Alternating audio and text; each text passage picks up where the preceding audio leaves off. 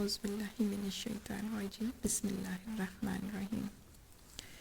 اللہ کا لاکھ لاکھ شکر ہے کہ اس نے ہمیں انسان بنایا، پھر اس کے بعد مسلمان بنایا۔ ہم میں سے کسی کی اوقات نہیں تھی کہ ہم اپنی مرضی سے کچھ کر سکتے۔ اپنے دائیں بائیں دیکھیں تو آپ کو پتہ چلے گا کہ ہم اللہ نے کتنی نعمتوں سے نوازا ہوا ہے، لیکن ہم اس کا شکر ہی ادا نہیں کرتے۔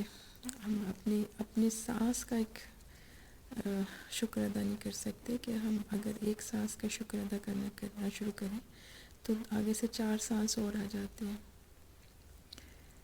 قرآن کا بھی ہم نے حق ادا نہیں کیا۔ قرآن کا مطلب وہ کتاب جو بار بار پڑھی جاتی ہے، اور میرا اپنا خیال ہے کہ شرک وہ سب سے بڑا گناہ تھا جس کی جڑ کاٹنے کے لیے اللہ تعالیٰ نے قرآن نازل کیا، لیکن ہم نے قرآن کو صرف ثواب کا ذریعہ بنا لیا۔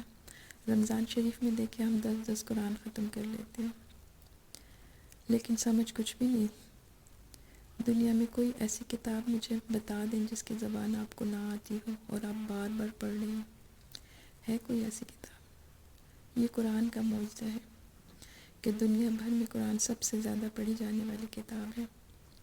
نو ڈاؤٹ کہ حضور صلی اللہ علیہ وسلم نے فرمایا کہ قرآن کی ایک ایک حرف پہ 10 نیکیاں ملتی ہیں۔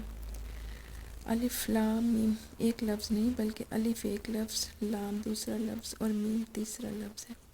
مطلب الف لام میم پڑھنے پر ہمیں 30 نیکیاں مل جاتی ہیں۔ کیا ہی اچھا ہو کہ ان 30 نیکیوں کے ساتھ ساتھ ہم قرآن کو سمجھ کے بھی لیں، اور یہ کلام جو میرے رب کا کلام ہے، اس میں وہ ہم سے کیا باتیں کر رہے ہیں، ہمیں کیا حکم دے رہا ہے، کس چیز سے منع فرما رہے ہیں اور کس چیز کا حکم دے رہے ہیں، ہمیں یہ سب سمجھ آ جائے۔ ہم سمجھتے ہیں کہ قرآن بہت مشکل ہے اور اب ہم شاید اسے سمجھ ہی نہ سکیں کیونکہ ہماری عمر ہی زیادہ ہو گئی ہے، اب کیا سمجھ ہمیں آئے گی وغیرہ وغیرہ۔ اللہ تعالیٰ قرآن میں فرما رہے کہ ہم نے اس قرآن کو نصیحت کے لیے آسان ذریعہ بنا دیا۔ پھر ہے کوئی جو نصیحت قبول کرے؟ یہ اللہ کی پکار ہے۔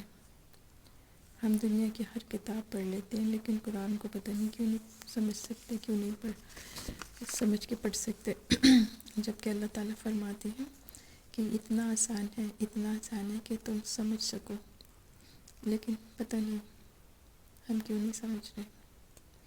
ہاں میں یہ جانتی ہوں کہ ایک 80 سال کی عورت اور ایک 20 سال کی لڑکی میں پڑھنے اور سمجھنے میں بہت فرق ہے، لیکن میں سمجھتی ہوں کہ اگر نیت خالص ہوگی نا تو سب کچھ ہو سکتا ہے۔ بس نیت کو صاف کر لیں، نیت کو خالص کر لیں تو سب کچھ صحیح ہو جائے گا، قرآن بھی سمجھ آ جائے گی۔ اور قرآن کے طالب بننے کے لیے ضروری ہے کہ دل پر خواہشات کا پردہ ڈال کر قرآن سمجھا جائے۔ زندگی جیسی نعمت کا حق اسی وقت ادا ہوگا جب آپ قرآن کے لیے وقت نکالیں گے، قرآن پہ وقت لگائیں گے۔